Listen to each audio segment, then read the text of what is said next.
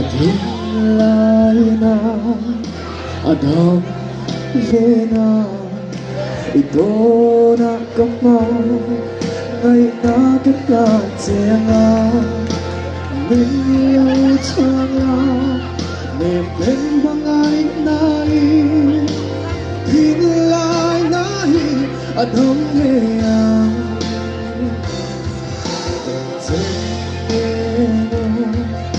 sự Lunglen tu hiền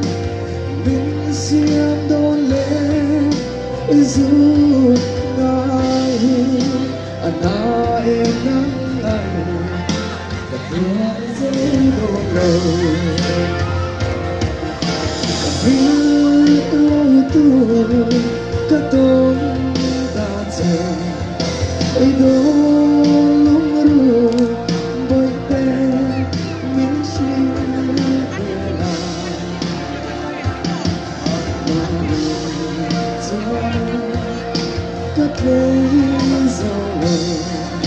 Kating lai bên rồi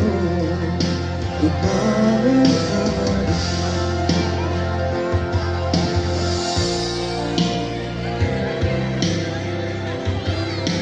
xin cho em cả sự Lunglen ngày lại rồi con lâu đi đầy qua tôi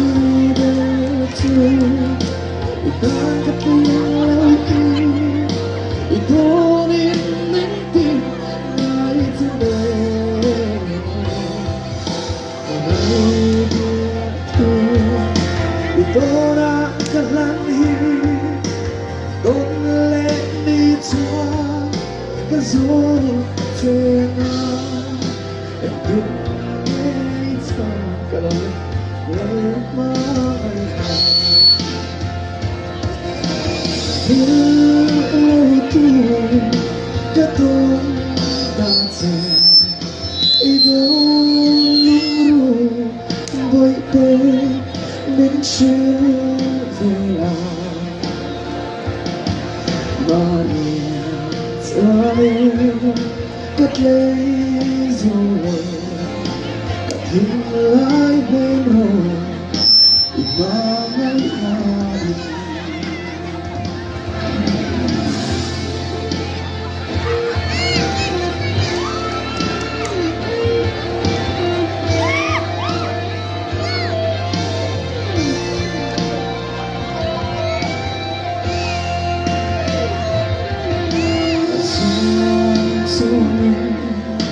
sự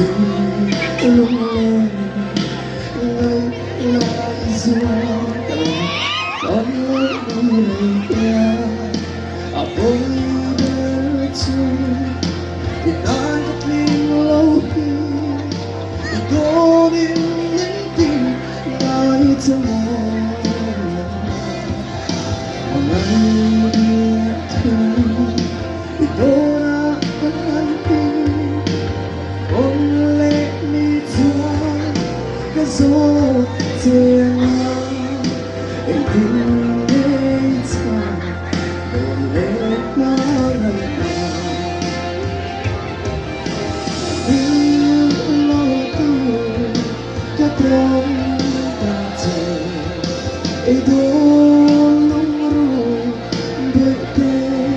mình chưa về lại